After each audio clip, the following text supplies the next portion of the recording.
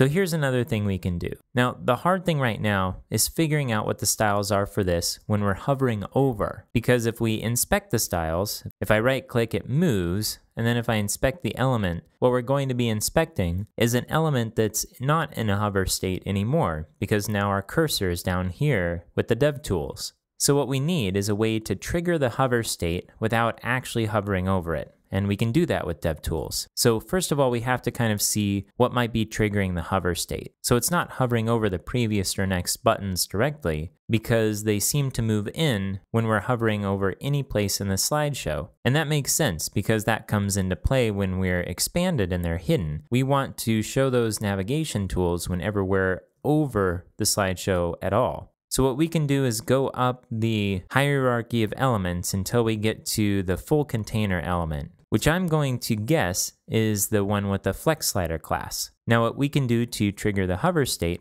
is go over here under the styles dialog and click this icon here, which says toggle element state if you hover over it to see the title. And we're going to select hover and watch what happens when I do. The previous and next icons slide in because now we're hovering, or at least the browser thinks we are. So at this point, we can now inspect our element, and let's say we're going to remove this important. We can now see what's overriding this. You can see that there's a cross through this, which means that there's another rule that's overriding it. So here it is. So it's flex slider, and then it's using the hover state, just like we have in our anchor tags, and then it's selecting the flex direction nav flex prev. And it's setting the left to 10 pixels. So it looks like we need to override the left both in this selector and in this selector. So let's do that. I'm going to copy this selector and we'll go back to our editor. And now I'm just going to paste this selector in so we can take a look at it. So now Flex Slider, the class, is at the same level as Snippet Slideshow. If we look at our source code over here, if we scroll up and see our Snippet Slideshow, it's got Flex Slider right in there. So we can't add this selector within this one, at least not directly, because the Flex Slider class isn't actually within Snippet Slideshow. But what we can do is make a more specific selector that will override this selector. And we can use a hover state too. So let's start with the simplest version, which is adding the hover state. So we'll pull in the Snippet Slideshow selector, that's a tongue twister,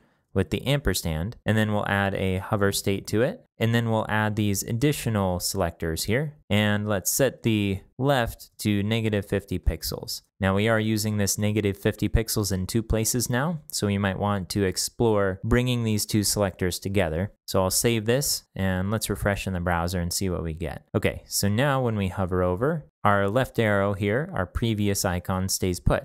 Cool, so our next class is going to be very similar, I'm guessing. So I'm just going to copy this and I'm going to replace flex prev with flex next. And it's going to have right at -50 pixels. So we'll copy that, paste it in, save, and refresh. And there we go. Now both of our sliders stay put. When we expand so that they hide and hover over, they stay to the outside of the slideshow, which is what we wanted.